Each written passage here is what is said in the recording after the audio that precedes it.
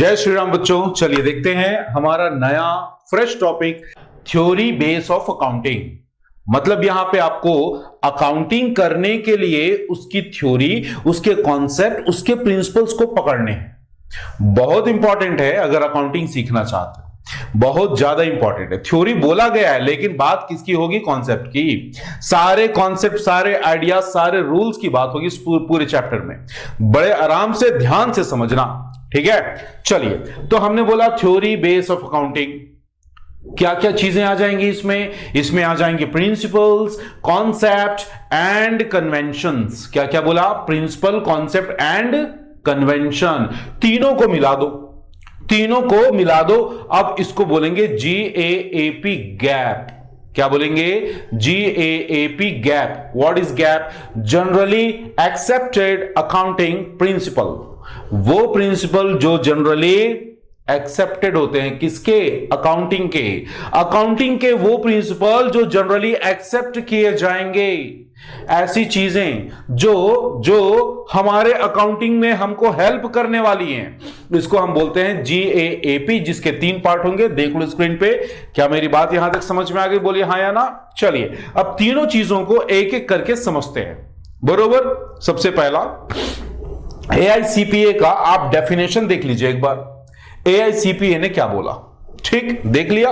अब मेरी बात, अब इस चीज को थोड़ा सा इजी लैंग्वेज में मेरे साथ समझने की कोशिश कीजिए। सबसे पहला हमने बोला प्रिंसिपल। क्या बोला? प्रिंसिपल का मतलब क्या होता है? वो रूल या सेट ऑफ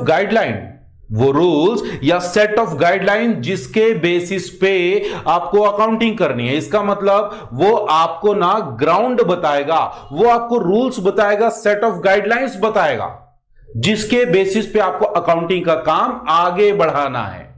तो इसको हम बोलेंगे प्रिंसिपल्स। बरोबर मेरी बात। और प्रिंसिपल के कुछ फीचर्स के बारे में बात करते हैं। फर्स्ट फीचर आ गया क्या? हमने बोला रेलेवेंस। सर रेलेवेंस मतलब क्या होता है? रेलेवेंस का मतलब होता है बेटा इंपॉर्टेंट होना, महत्वपूर्ण होना, या फिर वो आपके लिए होना। इसको हम बोलेंगे रेलेवेंस। बरोबर। तो रेलेवेंस अकाउंटिंग जो आप कर रहे हो, जो आपने प्रिंसिपल अडॉप्ट किया है, वो रेलेवेंस कैसे होगा? रेलेवेंस इस तरह से होगा, अगर वो accounting user of information, accounting information के यूजर के लिए अगर इंपॉर्टेंट है, अगर उसके काम की चीज है, अगर उससे रिलेटेड है, तो आप उसको बोलेंगे रेलेवेंस। बरोबर मेरी बात। दूसरा हमने क्या बोला? ऑब्जेक्टिविटी कैसे फुलफिल होगी आपके GAAP के थ्रू? अकाउंटिंग प्रिंसिपल कैसे ऑब्जेक्टिविटी को फुलफिल करेगा? अकाउंटिंग प्रिंसिपल आपके ऑब्जेक्टिविटी को इस तरह से फुलफिल करेगा बेटा कि उसमें क्या नहीं होना चाहिए? पर्सनल बायस नहीं होना चाहिए। अगर किसी चीज में, किसी अकाउंटिंग छोड़ो, किसी भी चीज में अगर पर्सनल बायस इन्वॉल्व है, तो वो आपने जो ऑब्जेक्टिव बना के काम कर रहे हो, उस चीज को फुलफिल नहीं कर पाएगा। तो सिंपल सी बात, हमने क्या बोला? ऑब्जेक्टिविटी के लिए क्या फोकस करना हमको? कि वहां पे ना पर्सनल बायस नहीं होना चाहिए। बरोबर। पर्सनल बायस मतलब पक्षपात वाली बात ही नहीं होनी चाहिए, अनफेयर नहीं होनी चाहिए। लास्ट पॉइंट आता है फिजिबिलिटी को हम समझते हैं बेटा सुटेबिलिटी का मतलब क्या हुआ? वो सारी चीजें जो बिना किसी बर्डन, बिना किसी हर्डल के अप्लाई हो सके, उसको हम बोलेंगे सुटेबल। और ऐसी चीजों को ही हम बोलते हैं फिजिबिलिटी। तो अकाउंटिंग प्रिंसिपल हमेशा फिजिबल होने चाहिए। बरोबर मेरी बात। अब बात करते हैं फीचर की। क्या होते हैं अकाउंटिंग प्रिंसिपल्स? सबसे पहला ये क्या है? मैन मेड है। क्या है? Man made. इंसानों ने बनाया है। अकाउंटिंग के सारे रूल, सारे प्रिंसिपल इंसानों ने बनाया है, नेचर ने नहीं बनाया है। नेचुरल नहीं है वो, हमने खुद डिवेलप किया। ट्रांजैक्शन को समझा, उसको एनालाइज किया और इंटरप्रिटेट करने के बाद हमने कुछ रूल्स बना दिए। तो ये हमारे मैन मेड होंगे। दूसरा, ये हमेशा फ्लेक्सिबल होंगे। सर क्यों फ्लेक्सिबल? मेरे बच्चों, फ्लेक्सिबिलिटी का यहां पे मतलब ना अडॉप्शन टू चेंजेस है, किसी भी चेंज को अडॉप्ट करने की कैपेबिलिटी। कोई भी चेंज जिसको आप अडॉप्ट कर सको तो आप फ्लेक्सिबल हो। और वैसे ही हमारे अकाउंटिंग प्रिंसिपल्स भी कैसे होने चाहिए? फ्लेक्सिबल होने चाहिए। फ्लेक्सिबल होने का फायदा क्या होगा? जैसे ही बिजनेस ऑर्गेनाइजेशन में कोई चेंजेस नजर आएगा, जैसे ही बिजनेस ऑर्गेनाइजेशन में कुछ चेंज नजर आएगा या इन्वायरमेंट में कुछ चेंज नजर आएगा, तो अकॉर्डिंगली हम अपने प्रिंसिपल को भी चेंज कर देंगे। काहे के लिए? To meet the changes of business environment. क्या मेरी बात यहां तक समझ में आती है? बोलो हाँ या ना। तो ये रही कुछ बातें जो किसके बेसिस पे थी? प्रिंसिपल के लिए थी। अब हम बात करते हैं कॉन्सेप्ट की। स्क्रीन पे देखेंगे अकाउंटिंग कॉन्सेप्ट। अकाउंटिंग कॉन्सेप्ट क्या होते हैं? अकाउंटिंग कॉन्सेप्ट होते हैं मेरे बच्चे, सिंपल सा एक वर्ड में समझो, बेसिक आइडिया। वो टेक्निकल चीजें, वो बेसिक आइडियाज जिसके बेसिस पे अकाउंटिंग काम करने वाला है। बात समझ में आ रही? बोलो हाँ या ना। इससे फायदा क्या होता है? अकाउंटिंग कॉन्सेप्ट अगर बराबर सही ढंग से बना है तो यूजर ऑफ अकाउंटिंग इंफॉर्मेशन आसानी से उन सारी चीजों को समझ सकते हैं और उनके बेसिस पे रिकॉर्डिंग का काम होगा, उनके बेसिस पे एनालिसिस का काम होगा। तो सारी चीजें अकाउंटिंग कॉन्सेप्ट के बेसिस पे की जाएंगी। रूल्स जो होते हैं बेटा, रूल्स उनके लिए ना प्रिंसिपल जो होते हैं उसके लिए नियम बनाते, रूल बनाते, एक फ्रेमवर्क डिजाइन करते हैं। उसके अंदर काम करना है आपको, तो किसका सहारा लोगे? कॉन्सेप्ट का सहारा लोगे, बरोबर। अब फाइनल पॉइंट आते हैं कन्वेंशन। क्या बोला? Accounting convention. आपको ना बेटा एक बात और ध्यान रखनी है, स्क्रीन में जो भी चीजें नजर आ रही हैं, जो भी डेफिनेशन, जो भी टेक्स्ट नजर आ रहा है स्क्रीन पे, उन चीजों को प्रॉपरली गो थ्रू करना है। चाहो तो वीडियो पॉज करके समझो, रिवाइंड करके समझो, बट आपको कॉन्सेप्ट को पकड़ के आगे चलना है। Is that clear? बात करेंगे अगला पॉइंट, नाम है क्या? Accounting convention. कन्वेंशन, कन्वेंशन का हिंदी मतलब होता है बेटा प्रथा, रीति रिवाज। अकाउंटिंग में भी काफी लंबे टाइम से, बेसिकली अकाउंटिंग कब से हुआ किया जा रहा है? काफी लंबे टाइम से। तो काफी लंबे टाइम से हमने अकाउंटिंग करते करते कुछ सिस्टम बना लिए, कुछ कन्वेंशंस बना लिए, कुछ एक तरीका बना लिया कि भैया अकाउंटिंग ऐसे किया जाएगा। जैसे मैंने लास्ट क्लास में आपको क्या बोला था कि आपके बाएं साइड में हमेशा डेबिट लिखा जाएगा, दाएं साइड में क्रेडिट लिखा जाएगा। अगर अपोजिट कर दोगे तो आपके अकाउंटिंग आंसर नहीं आएगा। क्या आएगा? आएगा, उससे भी आएगा। हालांकि काफी सारी चीजें चेंज हो जाएंगी बट उससे भी आंसर्स आएंगे। लेकिन कन्वेंशन क्या बोलता है कि आपने जो चीजें पहले से डेवलप कर रखी, काफी लंबे टाइम से जो डेवलप हो चुकी है, जिस सिस्टम को फॉलो करते आ रहे हैं, आप भी कोशिश करो उसी सिस्टम को फॉलो करो। क्लियर? तो कन्वेंशन एक रात में, एक दिन में नहीं बना है, ये काफी लंबे टाइम के प्रैक्टिस के बाद ये चीजें डेवलप की गई हैं और इसको भी टाइम टू टाइम चेंज किया जाएगा। क्यों चेंज किया जाएगा? क्यों चेंज किया जाएगा मेरे बच्चे? जब जब इसकी रिक्वायरमेंट होगी चेंजेस की, जब जब चेंजेस की रिक्वायरमेंट होगी, या तो लॉ बोलेगा, या तो अकाउंटिंग स्टैंडर्ड, या तो आपके सिचुएशन के हिसाब से चीजों को चेंज किया जाएगा। पहले ही बोल चुके हैं भैया, ये सारी चीजें क्या है? मैन मेड है। दूसरा, ये कैसे होने चाहिए? फ्लेक्सिबल होने चाहिए। क्या मेरी बात समझ में आ रही है बेटा? प्रिंसिपल के अंदर ही अकाउंटिंग के कन्वेंशन एंड कॉन्सेप्ट दोनों कवर अप होते हैं और कुछ बाहर में नहीं है। बात समझ में आ रही है? बोले हाँ या ना। यहां तक अगर हम क्लियर हो चुके हैं बेटा, एक छोटा सा पार्ट और पकड़ेंगे। नाम क्या है? फंडामेंटल अकाउंटिंग कॉन्सेप्ट या अजम्पशन। फंडामेंटल अकाउंटिंग अजम्पशंस या कॉन्सेप्ट। सर कितने होते हैं? ये होते बेटा बेसिकली 3। कौन सा? GCA। क्या बोला? GCA, going concern, consistency and accrual. Actual मत बोलना, क्या बोलोगे? अक्रूवल। तो going concern assumption, consistency assumption और अक्रूवल अजम्पशन क्या होता है? क्या चीजें हैं ये? बारी बारी से एक एक करके समझते हैं। सबसे पहले पकड़ा हमने going concern. Going concern Hindi में बड़े आराम से समझो क्या होता है। गोइंग कंसर्न अजम्पशन, ये मान के चलना है। अकाउंटिंग करना चाहते हो ना, तो कुछ चीजें मान लो, कुछ चीजों को पहले से अज्यूम करके चलो कि ऐसा होगा। अकाउंटिंग करने के लिए सबसे पहला अजम्पशन, गोइंग कंसर्न अजम्पशन क्या बोलता है कि भाई साहब, हमको ये मान के चलना होगा कि जो बिजनेस हमने स्टार्ट किया है वो इनफाइनाइट पीरियड तक चलते रहेगा, वो इंफिनिटी तक चलते रहेगा। इसका मतलब बिजनेस हमने बंद करने के लिए ओपन नहीं किया है। फोरसीबल फ्यूचर तक हमारा बिजनेस चलेगा। सर फोरसीबल फ्यूचर मतलब क्या हुआ मेरे बच्चे? वो टाइम, वो पीरियड जहां तक संभव हो, और इसको ना हम एक पर्टिकुलर पीरियड में नाप नहीं सकते कि इतना पीरियड होगा। और दैट इज व्हाई मैंने पहले क्या बोला कि गोइंग कंसर्न कॉन्सेप्ट क्या बोलता है, आपका बिजनेस इनफाइनाइट पीरियड तक कंटिन्यू होगा।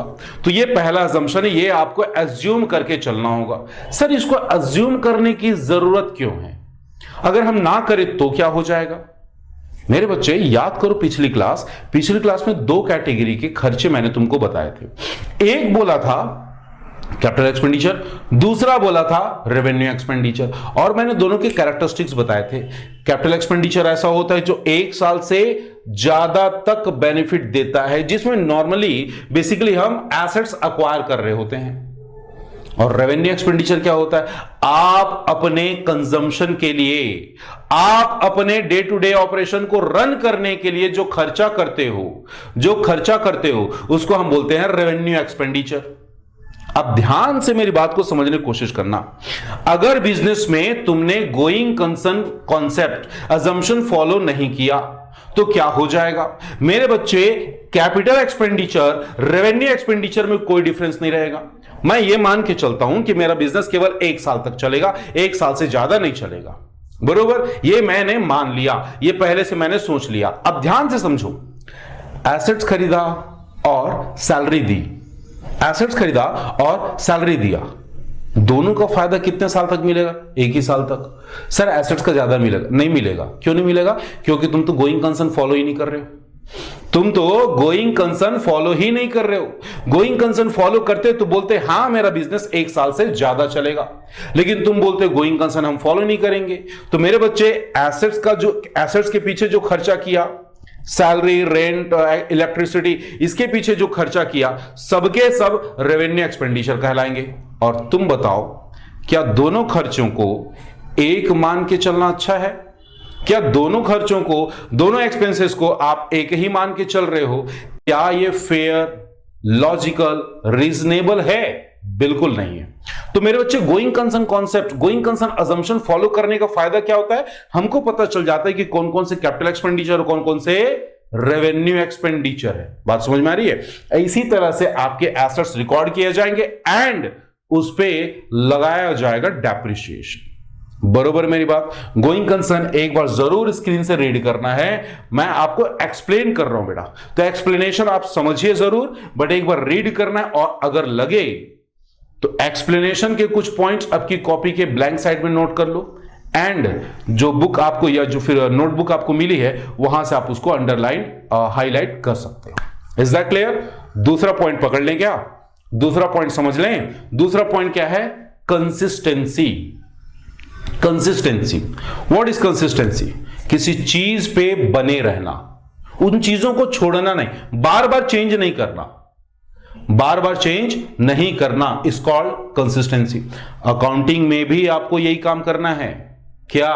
कि जो पॉलिसी, जो एस्टिमेट, जो प्रिंसिपल्स आपने एक बार अडॉप्ट कर लिए, आपको उन्हीं प्रिंसिपल्स पे बने रहना है। क्यों बने रहना? ताकि आपका रिजल्ट फेयर आए, ताकि आप अपने रिजल्ट को कंपैरिजन कर सको। कुछ समझ में आ रहा है या कंफ्यूजन हो रहा है?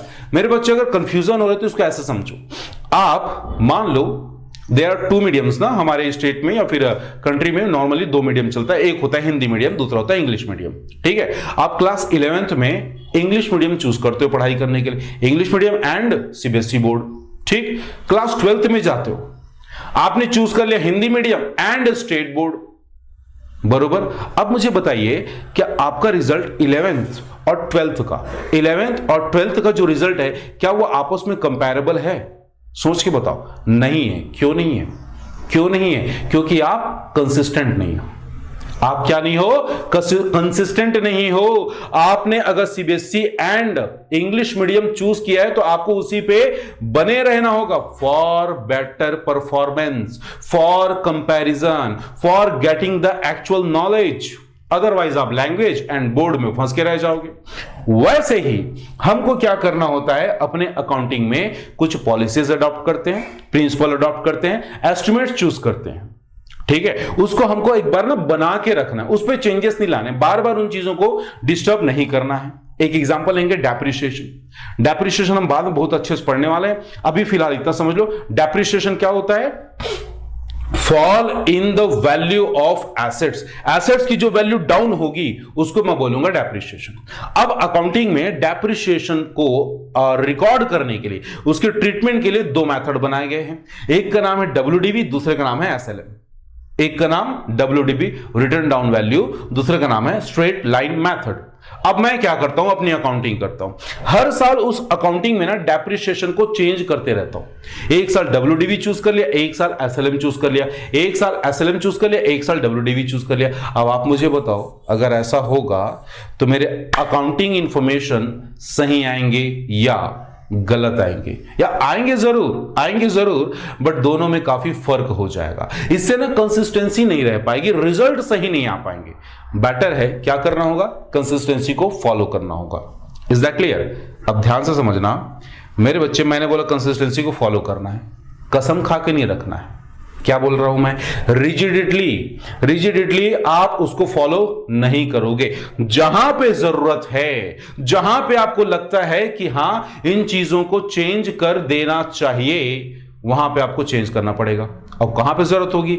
हो सकता है अकाउंटिंग इंफॉर्मेशन में बोला जाए कि भाई साहब आपने जो पॉलिसी चूज किया, आपने जो एस्टिमेट लिया वो गलत नजर आ रहा है, वो गड़बड़ नजर आ रहा है, उसको चेंज करो। या फिर लॉ बोलेगा, या फिर बेटर फाइनेंशियल पोजीशन को बताने के लिए, better presentation of financial position के लिए। तो तीन कंडीशन ऐसे होंगे जहां पे आपकी कंसिस्टेंसी को आप तोड़ सकते हो। पहला, रिक्वायरमेंट ऑफ अकाउंटिंग स्टैंडर्ड, दूसरा requirement by law, third better presentation of financial position, financial information.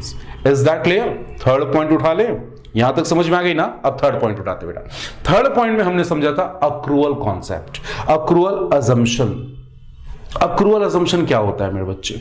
एक लाइन में बोलूंगा ना, ध्यान से सुनना और समझना। हाँ, स्क्रीन पे सारी चीजें नजर आ रही हैं, ठीक, पूरा टेक्स्ट आप पढ़ सकते हो, ध्यान से सुनना। Accrual assumption, transaction will be recorded on the basis of their happening.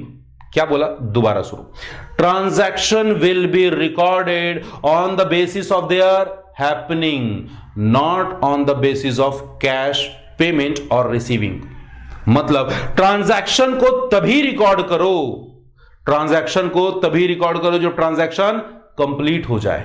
यह मत सोचना कि पैसा मिला कि नहीं मिला, या फिर पैसा दिए हो कि नहीं दिए हो। सिंपली मैं क्या बोल रहा हूं बेटा, यहां पे सारे ट्रांजैक्शन को रिकॉर्ड करना है जैसे ही वो कंप्लीट हो जाए। इसका मतलब या तो पैसा लेने का राइट बन जाए, या तो पैसा देने का ऑब्लिगेशन क्रिएट हो जाए। और जब पैसा लेने का राइट बन जाता है, पैसा देने का ऑब्लिगेशन क्रिएट हो जाता है, तो वहां पे हम ये मान लेते हैं कि हमारा ट्रांजैक्शन हो चुका है कंप्लीट। और जैसे ही कंप्लीट हुआ, चुपचाप बुक्स ऑफ अकाउंट में रिकॉर्ड कर दो। Sir what about the cash, पैसा कब मिलेगा, पैसा कब देना, अरे छोड़ो उसको। क्लियर मेरी बात? अक्रूअल कॉन्सेप्ट क्या बोलता है कि आपको cash as well as credit transaction दोनों को रिकॉर्ड करना है, और प्रॉफिट भी उसी टाइम रिकॉग्नाइज कर लेना है जिस टाइम आपने सेल किया। वेट नहीं करना है कि पैसा आएगा फिर प्रॉफिट को कैलकुलेट करेंगे, बिल्कुल नहीं। जिस टाइम आपका सेल हुआ है उसी टाइम से आप प्रॉफिट को रिकॉग्नाइज कर लो। हमारा अक्रूअल कॉन्सेप्ट बस इतनी सी बातें करता है। Is that clear? बोलो हाँ या